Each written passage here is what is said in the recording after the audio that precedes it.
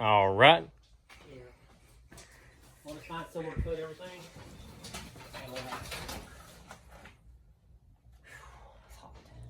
Surprise, internet. This is not an old video. This is October of 19. First video of you actually getting some work done with your new ticker. Yes. At home. At home. Right. Yeah. Engine swap. 99 Ranger with the big 3.0 in it. It's got blown heads. I actually sold this motor to this guy like 9 months ago, early this year. And he put it in. He said it took him a while to get the motor in. He didn't have time to do it throughout the summer. That's what he claimed. And he said when he finally got the motor in, it was running hot and running like crap. So, this is from the same jump and carry brand. This is by Chlor Automotive. This is one of their lights they sent me. And they sent me two. The other one has liberated itself from my ownership. I think someone must have needed it more than I did. I know. And now I don't have it either. So now I'm down to one light. And I will link it in the description below because that sucks. I really hadn't even got to use the other one yet. And somebody at work liberated it from my truck. So first off, you notice we've got a motor mount bolt. Where can I put this guy? Right there. It is not even tight. I don't know if you can see it right there. It's just kind of chilling, loose. There's some other bolts that are just not torqued down, which is fine. We will get it because this one's coming out. Got another 3.0 going in. This is socket right on the floor. It's like they sockets right on the floor. Almost like they welded something to the hole in the front to get it loose. Yeah. But anyway, let's go ahead and start unbolting, unbuttoning, and making room. It's off, fan shroud is off, serpentine belt's off, air intake is off, some hoses are off, the battery's out. What are you doing? So start her off. Tried to drain the radiator, but liquid glass or something kind of stopped that. You want to look? Let's see. It's bad. I think they tried to fix the head. Oh yeah, there it goes. Look at that. It's like expanding foam. Yeah, and I'm fixing to go take the flower bolts loose right now. All right, we'll keep going up here. Radiator will come out after I get this lower hose off. Next. Possible that I can get. Well, there's enough room for you to sit underneath it now. They are.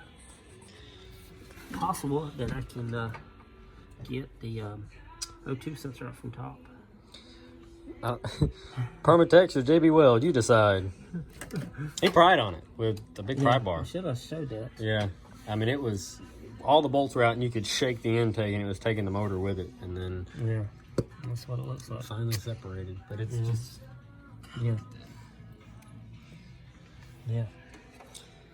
So there's the gasket with most of its adhesion gone, and here's the intake.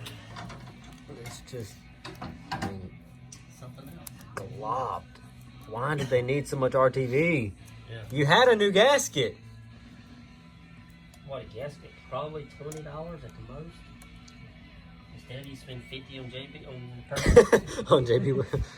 JB Weld. I mean, this thing was on there. Yeah. It's got a Performer throttle body spacer thing on it too for go fast and a Ranger danger. You need all the help you can get with these big 3.0s. But pretty much everything's out. Bell housing bolts, torque converter. What's holding us up is one exhaust bolt. Oh yeah, down here. Yes, that you can see it, but just back there. But back there. For the flange, not the manifold. So you have to think about that one. That's close to but being really, it. I think if it really went for that, I think, and 4 bell housing bolts would be done. Yeah, it'd be out on the ground. It'd be done. So, but it's getting late, so we're about to call it a night. Yeah. Old man's got to rest. Actually, gotta go wash dishes. Excuse me. I didn't say that, so. All right. We'll finish up tomorrow. Yes. Or Saturday. One day this week. One day this week. Yeah. We really gotta get the motor in here. Yeah. Kind of should have brought the motor in first. Yeah, I was thinking. You know, but hindsight. All right, guys.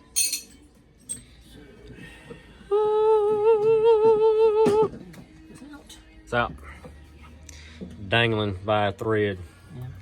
And we're tying up the transmission. He's tying up the transmission. I'm watching.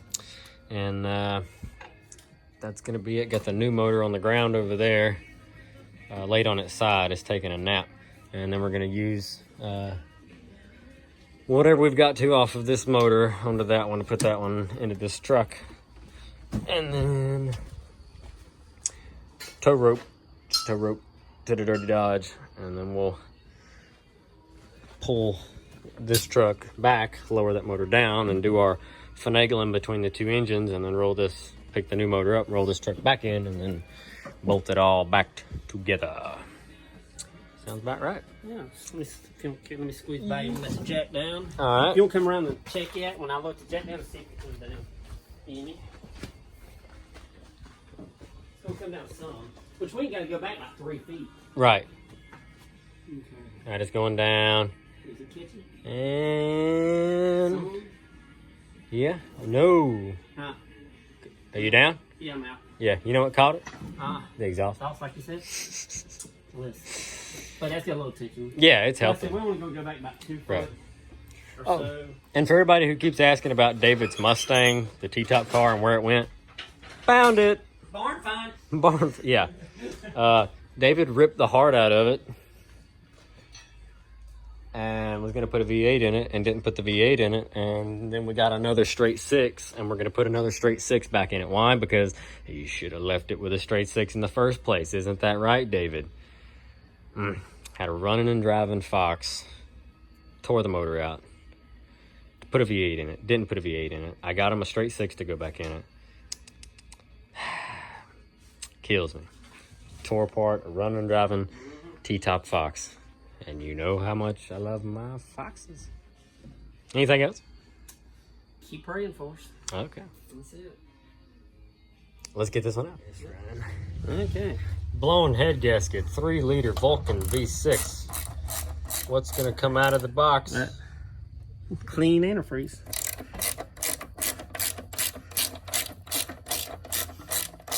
How much of it's in there? Oh, it looks kind of like some crappy oil now.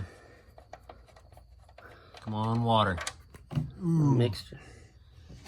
Yep. Some chocolate milk. Ooh. Chunky chocolate milk. Yeah. That's a real piece of She's nasty. Of course, I'd run the flashlight to it. Shows how good a flashlight I was about to say, but that's okay because it's... Which one? I don't remember the model number on this one, but it's a light and carry made by the same brand as the jump and carry from Chlor Automotive. Get one for you in the description box below. That's nasty. It really is. We got to take the flywheel off, intake, valve covers, exhaust manifold, and I think oil pan. I still want to find the VIN plate on this motor. No, it ain't nothing right there. There's got to be a VIN number on it somewhere. Here's a weird number on the valve cover. It's a 17030. That don't look like a VIN number to me. Somebody's been in the intake. You can see the gasket. Just like, oh, this gasket's it was. God, I see what you're talking about on the intake now. Holy crap. I bet they used a tube on the oil pan by itself. Good Lord. And how long was this motor supposed to have been put in? Only the last 7 months? Yeah, supposedly. Yeah. Oh, well. We're not saying nobody's a liar. We're not saying they are not. I ain't calling you a liar, but I ain't calling you a truther. Yeah. That is something. All right. Go online and look it up. Give me a little work light. Good Lord, I can smell that Permatex. Yeah. My nose is stopped up. So this is the new engine.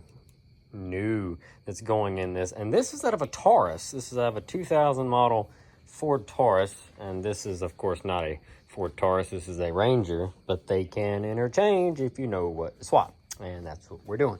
So, here's the intake manifold. It's peeing everywhere. Yeah. Check out how clean this motor was.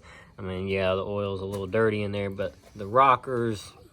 We didn't clean nothing. No, this is just the way it came off. Now, those are new gaskets, but look inside there. it's really not even bad built up with carbon or anything. It's just really clean. And that's the truck manifold that we have to use. It's really dirty. And here is the truck block. And you will see what I mean by how clean the other one was. This is horrible. And the truck blocks, the intake for the truck, you have to remove this rocker arm to get the intake manifold out. They're slotted for every other rocker or push rod, but this push rod right here, you have to remove the rocker assembly and pull the push rod out because the intake manifold is solid all the way around it, and there's a hole for the push rod to go through. So that's another one of the things you have to swap. So when you're installing it on this engine, like Dad already did, you have to take that rocker off and pull the push rod to set the manifold down. But once you do that, it's just cakewalk. Put it back in there, push the push rod down in there on top of the lifter, set your rocker arm with a little tension, or that adjustment plate thing right there. It's like a guide, and then you put the bolt back in it and torque it back down to spec. It's really not like an adjustment, it's just tight. So that's all it takes for that. And then we've got to swap harmonic balancers. And timing cover. I think, now that I look at it, Yeah, you might not. that harmonic balancer looks the same. Yeah. Can we change it in the truck if it's not? Nah, we can't get the thing in there. Timing cover anyway. Yeah, It's leaking. but that looks like the same. Yeah, it's possible. See, because you've got teeth right here. What's that, a brass ring? It's aluminum, I think. Aluminum ring? Yeah, do not pry. Yeah, don't ever pry or hit it. But it reads off of this crank position sensor right here for the signal for the firing order.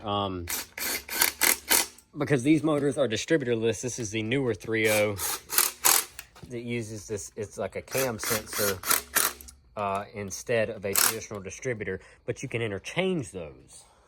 Yeah, I think you can put a distributor in. Yeah, you can take that out and actually drop a distributor in it and do away with the sensor on the front to put this motor in an older model Ranger, or vice versa, put this motor in a newer model Ranger by removing the distributor and putting that in. But you still have to set time with that. Yeah. As you can see, it mounts like your standard distributor, and you would still have to set time. But it's really not that bad. We also swap flywheels because they're different. And the oil pans got to be done. I forgot about Yeah, that. and the oil pans have to be swapped out. They're shaped a little bit differently. It would probably work, but the oil plug's in a different spot. Right, and we're going to be safe than sorry, because there's plenty of room where the crossmember and stuff sits, but we're going to go ahead and do it since we've already got it. Your exhaust manifolds have to be swapped. From the Taurus manifolds go the opposite direction, and the truck manifolds go down because, well, truck. Oh, and the reason the intakes have to be swapped, I wasn't even paying attention. Dad was like, well, that's because the fucking thermostat neck's on the back. And I'm like, oh, yeah, because on the Tauruses, it comes out the back over here for the coolant line instead of out the front of the block right there with the old style like this particular Ranger uses. So, Try not to get my hand. So, yeah. So we're getting this thing all taken care of, finagled back together. It'll probably be in tomorrow. Thanks, buddy. And, yeah, and hopefully we'll have it down here before too long. We'll update you again in a minute. It's going to get a new oil filter, by the way, and fresh fluids. Just, we haven't taken that off yet, so we didn't want to run any mess everywhere. Should have done this off the car. But... Yeah. And another day begins, and the new motor is all dressed up, minus valve covers and, of course, accessories and an oil filter. Besides that, it's pretty much ready to drop in. We just jacked the transmission up. Going to pull this exhaust manifold over here, get the EGR pipe up out of the way with it. Set this motor down in here. These are pretty easy to drop down. They just sit on top, but the hardest part is the torque converter has studs. Unlike GM and a lot of other vehicles where it's a bolt, this is a stud, and those studs have to line up with the flywheel on the back and go through it. So you got to kind of manipulate the torque converter and wiggle it a little bit to get it to go, but it will go, hopefully. So let's get it dropped in there and see what kind of magic we can make it happen. Putting the battery on for the very first time. Fluids are topped off. Gonna prime the injectors.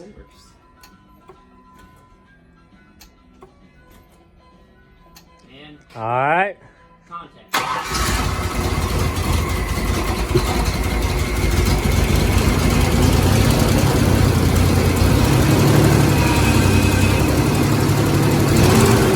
Hey.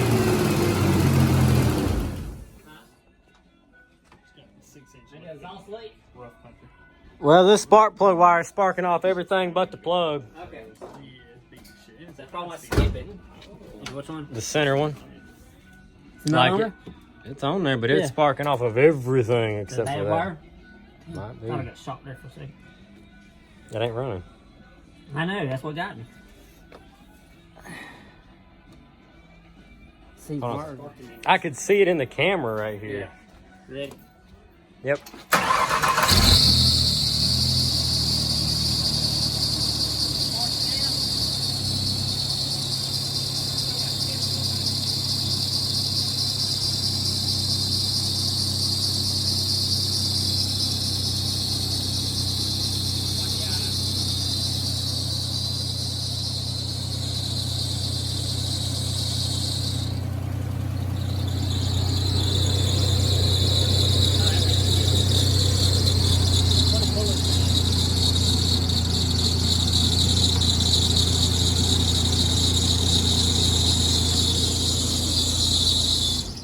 On the bright side, it started up really well. Yeah, it did. That was quick.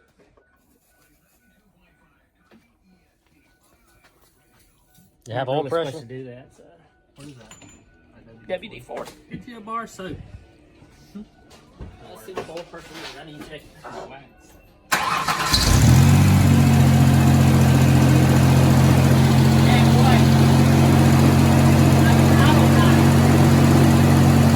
Give it a second.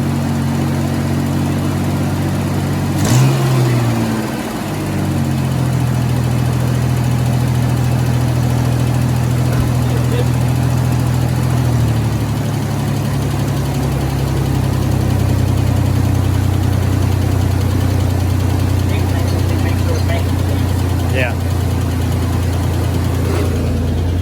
I don't hear nothing. Other than that tick, that sounds good.